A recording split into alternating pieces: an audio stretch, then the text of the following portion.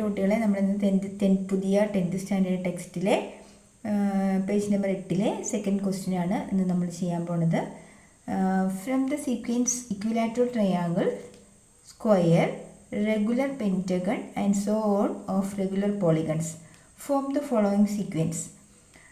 അതായത് regular polygons എന്ന് വെച്ചാൽ എന്താണെന്നറിയോ അർത്ഥം?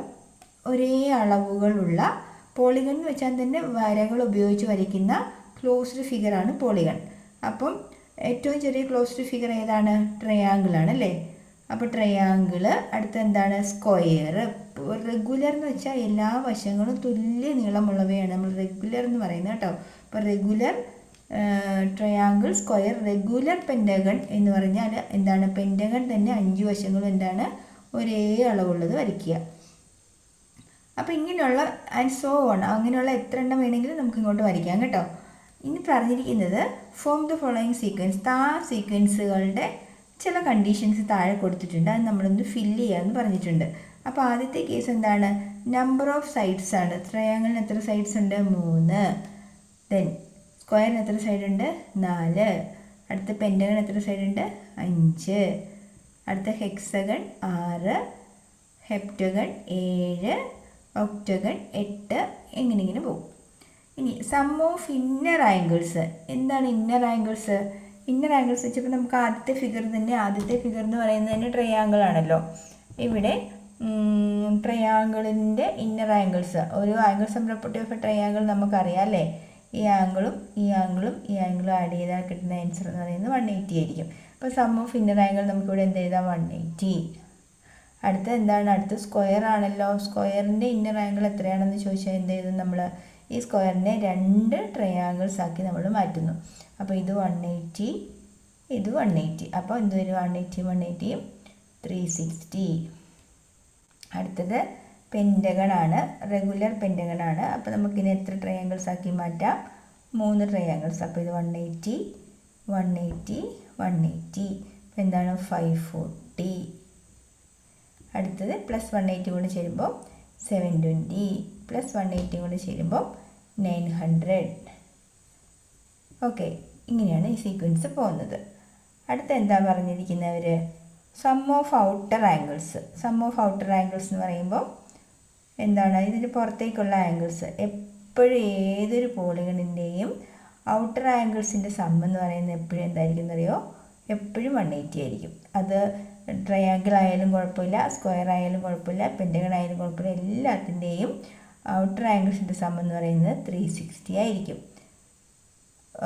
സ്ക്വയറിൻ്റെ ഔട്ടർ ആംഗിൾ ഇതൊന്ന് വരച്ച് കാണിക്കാം. സ്ക്വയർ എന്ന് പറഞ്ഞാൽ അറിയാലോ, എല്ലാ ആംഗിളും 90. അപ്പോൾ പുറത്തേക്ക് എത്രയാണ്? ഇവിടെ 90 വരും, ഇവിടെ 90 വരും, ഇവിടെ 90 വരും, ഇവിടെയും 90 വരും അല്ലേ? അപ്പോൾ 4 90 ആകുമ്പോൾ 9 4s 36, ദാറ്റ് ഈസ് 360. ഓക്കെ, അപ്പോൾ ഏതൊരു പോളിഗണിൻ്റെയും ഔട്ടർ ആംഗിൾസിൻ്റെ സം എന്ന് പറയുന്നത് 360 ആയിരിക്കും. ആൻ ഇന്നർ ആംഗിൾ എന്ന് വെച്ചാൽ ഒരു ആംഗിൾ. അപ്പോൾ ഇത് എത്ര? നമ്മൾ ഒരു ആംഗിൾ കണ്ടുപിടിക്കുന്നത് 180/3, ദാറ്റ് ഈസ് ഈക്വൽ ടു 60.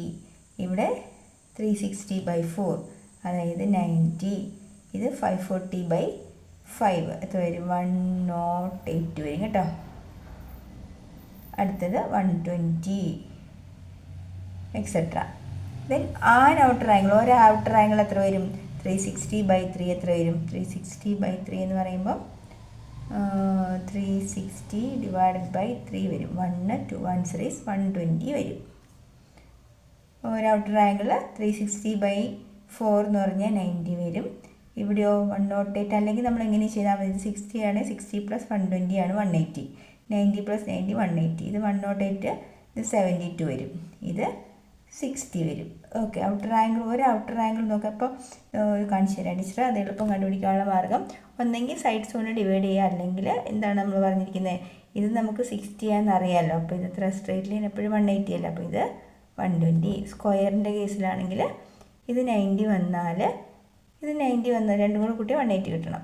അടുത്ത പെൻറ്റഗണിൻ്റെ കേസിലാണെങ്കിൽ നമുക്കറിയാം ഇത് 108 ആണെങ്കിൽ ഇതെന്ത് വരണം? 72 വരണം. സോ അങ്ങനെ ഓർത്താൽ മതി. അപ്പം മനസ്സിലായില്ല സെക്കൻഡ് ക്വസ്റ്റ്യൻ. അപ്പോൾ ഇതെല്ലാം ഓരോ ടൈപ്പിലുള്ള നമ്പർ നമ്മൾ അരിത്തമെറ്റിക് സീക്വൻസ് എന്നാണല്ലോ നമ്മുടെ ചാപ്റ്ററിൻ്റെ പേര്. അപ്പോൾ ഈ സീക്വൻസുകൾക്കെല്ലാം ഉള്ള ഒരു പ്രത്യേകത കാണിച്ചു തരാൻ വേണ്ടിയാണ് അവർ ഈ ഒരു ക്വസ്റ്റ്യൻ നിങ്ങളുടെ മുമ്പിലേക്ക് ഇൻട്രൊഡ്യൂസ് ചെയ്തിരിക്കുന്നത് കേട്ടോ. ഓക്കെ, ഇനി സെക്കൻഡ് ക്വസ്റ്റ്യൻ. നമുക്ക് ടീച്ചർ അതിൻ്റെ കൂടുതൽ കാര്യങ്ങളിലേക്ക് കടന്ന് ചെല്ലാം. അതിന് മുന്നേ നമുക്ക് ജസ്റ്റ് ഈ ക്വസ്റ്റ്യൻസ് ഒന്ന് ടച്ച് ചെയ്ത് കടന്നു പോകാം കേട്ടോ. അടുത്തത് തേർഡ് ക്വസ്റ്റ്യൻ.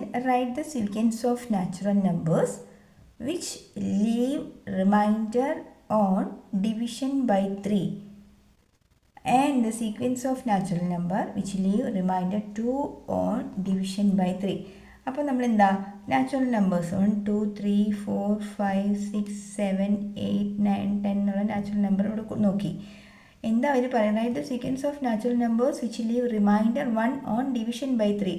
ഒരു നമ്പറിനെ നമ്മൾ 3 കൊണ്ട് ഡിവൈഡ് ചെയ്യുമ്പോൾ റിമൈൻഡർ 1 വരുന്ന നമ്പേഴ്സിൻ്റെ സീക്വൻസ് എഴുതാനാണ്.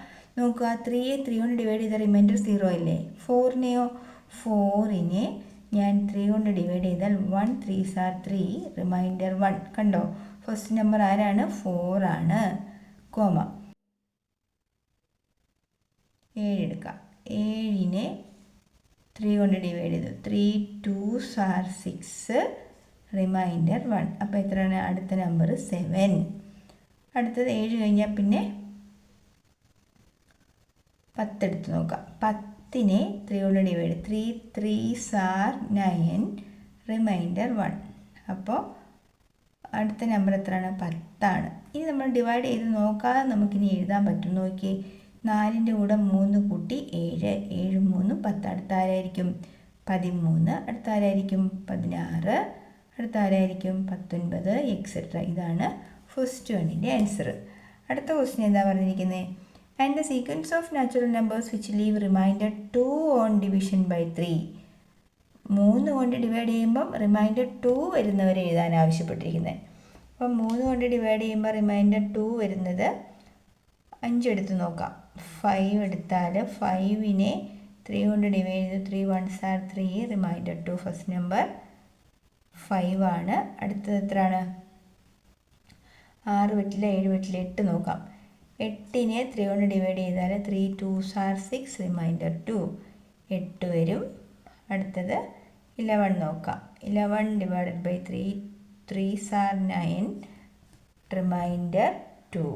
So the third number is 11. അപ്പോൾ ഇത് 5 3 8 8 3 11 11 3 14 14 3 17 എക്സെട്ര. ഇങ്ങനെ പോകും സീക്വൻസ് കേട്ടോ. ഇതാണ് തേർഡ് ക്വസ്റ്റ്യൻ്റെ ആൻസർ. ക്ലിയർ ആയോ? അപ്പോൾ ടീച്ചർ അടുത്ത വീഡിയോകളുമായിട്ട് ഉടനെ എത്താം. നിങ്ങൾക്ക് വീഡിയോ ഇഷ്ടമായാൽ കൂട്ടുകാർക്കൊക്കെ ഷെയർ ചെയ്ത് കൊടുക്കാൻ മറക്കരുതേ. Okay, by.